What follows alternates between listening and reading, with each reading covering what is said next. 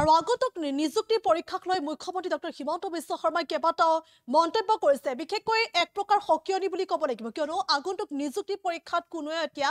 নকল কৰিব নোৱাৰে নকল কৰিলে অৰ্থাৎ সেই অনিয়ম সংঘটিত কৰিলে সেই ব্যক্তিক গ্ৰেপ্তাৰ কৰা হ'ব আৰু সমান্তৰালকৈ সেই প্ৰাৰ্থী বা সেই ব্যক্তিজনৰ সকলো সম্পত্তি বাজেয়াপ্ত কৰিব বুলিও কঠোৰ সকিয়নি প্ৰদান কৰিছে মুখ্যমন্ত্ৰীগৰাকীয়ে আৰু বহুকেইটা মন্তব্য কৰিছে লৈ খিচিপুতৰ সবিশেষ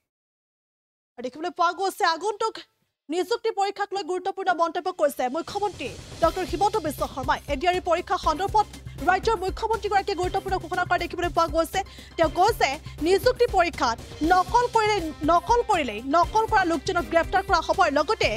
সেই ব্যক্তিজনৰ অৰ্থাৎ সেই প্ৰাৰ্থীজনৰ বাজেয়াপ্ত কৰা হ'ব সকলো সম্পত্তি আৰু এইদৰে দেখিবলৈ পোৱা গৈছে কঠোৰ সকিয়নি প্ৰদান কৰিছে আগন্তুক তৃতীয় আৰু চতুৰ্থ পৰীক্ষাত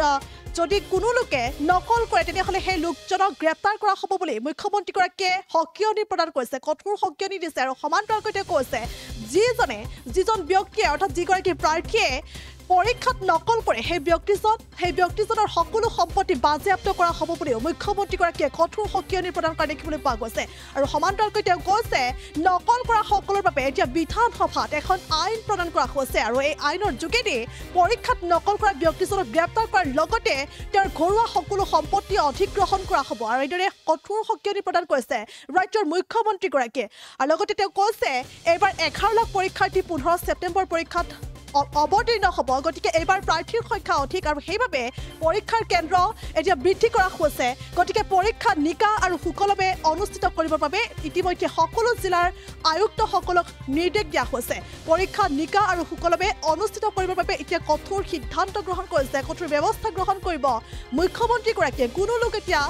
পৰীক্ষা গৃহত কোনো লোকে এতিয়া নকল কৰিব নোৱাৰিব নকল কৰিলে সেই ব্যক্তিজনক গ্ৰেপ্তাৰ কৰা হ'ব বুলি কঠোৰ সকিয়নি প্ৰদান কৰিছে মুখ্যমন্ত্ৰীগৰাকীয়ে ফেচবুক লাইভৰ জৰিয়তে সেই কথা ঘোষণা কৰিছে মুখ্যমন্ত্ৰীয়ে আৰু লগতে সুকলমে পৰীক্ষা অনুষ্ঠিত কৰিবৰ বাবে ৰাজ্য চৰকাৰে অতি শীঘ্ৰে মুকলি কৰিব হেল্পলাইন নম্বৰ সেই কথাও সদৰি কৰিছে মুখ্যমন্ত্ৰীগৰাকীয়ে আৰু পৰীক্ষাত সংঘটিত হোৱা কোনো অনিয়ম সন্দৰ্ভত পৰীক্ষাক আৰক্ষীক অৱগত কৰিব পাৰিব সকলোৱে আৰু মুকলি কৰা হ'ব হেল্পলাইন নম্বৰ যাতে নিযুক্তি পৰীক্ষা সুকলমে অনুষ্ঠিত হয় ৰাজ্যত আৰু তাৰ বাবে হেল্পলাইন নম্বৰ শীঘ্ৰে মুকলি কৰিব আৰু সেই শীঘ্ৰে হেল্পলাইন নম্বৰ মুকলি কৰি দিয়া হ'ব আৰু সেই হেল্পলাইন নম্বৰৰ জৰিয়তে কোনো পৰীক্ষা গৃহত যদি কোনো অনিয়ম সংঘটিত হয় তেনেহ'লে শীঘ্ৰে সেই নম্বৰৰ জৰিয়তে আৰক্ষীক অৱগত কৰিব পাৰিব বুলিও মুখ্যমন্ত্ৰীগৰাকীয়ে এতিয়া সদৰি কৰিছে পুনৰলৈ কৈছোঁ এই মুহূৰ্তৰ এক গুৰুত্বপূৰ্ণ খবৰ এডিআৰই পৰীক্ষাৰ সন্দৰ্ভত মুখ্যমন্ত্ৰীগৰাকীয়ে এইবাৰ কেইবাটাও গুৰুত্বপূৰ্ণ ঘোষণা কৰা দেখিবলৈ পোৱা গৈছে আৰু এতিয়াৰ পৰা কোনো লোকে নিযুক্তি পৰীক্ষাত নকল কৰিব নোৱাৰিব নকল কৰিলে সেই লোকজনক গ্ৰেপ্তাৰ কৰা হ'ব আৰু সমান্তৰালকৈ সেই লোকজনৰ সকলো সম্পত্তি বাজেয়াপ্ত কৰা হ'ব বুলি মুখ্যমন্ত্ৰীগৰাকীয়ে গুৰুত্বপূৰ্ণ মন্তব্য কৰা দেখিবলৈ পোৱা গৈছে আৰু ইতিমধ্যে নকল কৰা সকলৰ বাবে বিধানসভাত এখন আইন প্ৰণয়ন কৰা হৈছে আৰু এই আইনৰ যোগেদি পৰীক্ষাত নকল কৰা ব্যক্তিজনক গ্ৰেপ্তাৰ কৰা হ'ব আৰু তেওঁৰ সকলো সম্পত্তি অধিগ্ৰহণ কৰা হ'ব বুলিও কঠোৰ সকিয়নি প্ৰদান কৰা হৈছে আৰু যিহেতু 11 লাখ পৰীক্ষাৰ্থী এইবাৰ পৰীক্ষাত অৱতীৰ্ণ হ'ব গতিকে এইবাৰ প্ৰাৰ্থীৰ সংখ্যা অধিক আৰু সমান্তৰালকৈ এইবাৰ পৰীক্ষা গৃহ বৃদ্ধি কৰা হৈছে গতিকে অতি শীঘ্ৰেই যাতে নিযুক্তি পৰীক্ষা সুকলমে অনুষ্ঠিত হয় তাৰ বাবে ৰাজ্য চৰকাৰে অতি শীঘ্ৰে হেল্পলাইন নম্বৰ মুকলি কৰিব আৰু হেল্পলাইন নম্বৰৰ জৰিয়তে কোনো পৰীক্ষা গৃহত যদি কোনো অঘটন সংঘটিত হয় বা অনিয়ম সংঘটিত হয় তেনেহ'লে আৰক্ষীক অৱগত কৰিব পাৰিব বুলিও এতিয়া ব্যক্ত কৰিছে মুখ্যমন্ত্ৰীগৰাকীয়ে আৰু কি কথা কৈছে এই মুহূৰ্তত মুখ্যমন্ত্ৰীগৰাকীয়ে কিছু ভাষ্য আমাৰ সৈতে আছে আমি দৰ্শকলৈ আগবঢ়াইছোঁ 15 ছেপ্টেম্বৰত আমাৰ প্ৰথমটো ৰিক্ৰুইটমেণ্টৰ পৰীক্ষা আৰম্ভ হ'ব 11 লাখ প্ৰাৰ্থী পৰীক্ষা পতা সহজ নহয় যোৱাবাৰ প্ৰাৰ্থী কম আছিল কাৰণে চেণ্টাৰ কম আছিল এইবাৰ চেণ্টাৰো বহুত প্ৰত্যাহ্বানো বহুত কালিৰ পৰা আমি প্ৰস্তুতি কৰিম যাতে পৰীক্ষা সুন্দৰ কৰি হয় আৰু পৰীক্ষা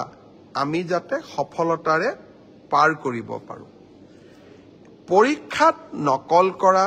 বা পৰীক্ষাত নিয়মৰ বাহিৰত গৈ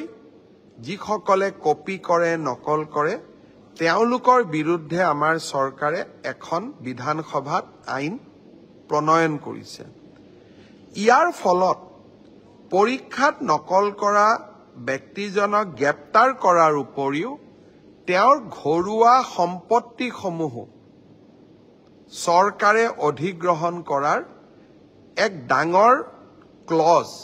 এই আইন কেইখনত আছে 2 দিনৰ ভিতৰতে আমি এই আইনখনৰ বিষয়েও বহুল প্ৰচাৰ কৰিম মই আশা কৰিম মেধাৰ ভিত্তিত নিযুক্তি বহুতে কয় মোৰ মেৰিট আছে কাৰণে মই চাকৰি পালো বহুত এতিয়া ফেশনো এটা আছে যে আমি বিজেপি কিয় ভোট দিব লাগে আমিতো মেৰিট আছে কাৰণে চাকৰি পালো মই এটাই কথা কম মেৰিট আৰু মেৰিটৰ ভিত্তিত পৰীক্ষা পাতা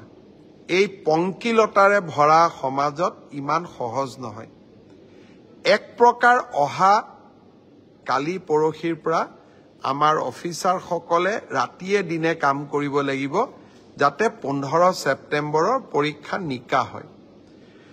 কিন্তু মুখ্যমন্ত্ৰী বা আন মন্ত্ৰী সকলে যদি বিচাৰে পৰীক্ষা নিকা হ'ব নালাগে মোৰ মানুহে চাকৰি পাওক তেতিয়াহলে সকলো কথা সহজ হতৰ বিপৰীতে গৈ আমি কাম কৰিছো পৰীক্ষা নিকা হওক আমাৰ মানুহে পাওক না পাওক মেধাৰ ভিত্তিত চাকৰি হওক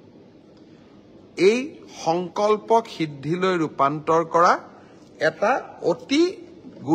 অতি কঠিন কাম 15 ছেপ্টেম্বৰত আমি আকৌ এটা শিক্ষাৰ্থীসকলেও পৰীক্ষা দিব চৰকাৰেও এটা কঠিন পৰীক্ষাৰ সন্মুখীন হ'ব মই আপোনালোকৰ সহায় সহযোগিতা বিচাৰিম আমি কেইবাটাও টেলিফোন নম্বৰ দিম কোনোবাই যদি কৰবাত কিবা এই ধৰণৰ বেআইনী ঘটনাৰ সুযোগ পায় নকল কৰাৰ ঘটনাৰ খবৰ পায় কিবা নকৰিবলগীয়া কাম কৰিব এনেকুৱা আগতীয়া খবৰ পায় আপোনালোকে যাতে আমাক জনাব পাৰে 15 ছেপ্টেম্বৰৰ পৰীক্ষাটো চৰকাৰে নহয় অসমবাসীয়ে লগ লাগি আমি সুন্দৰ কৰি পালন কৰিব লাগিব যিকোনো খবৰৰ বাবে যোগাযোগ কৰক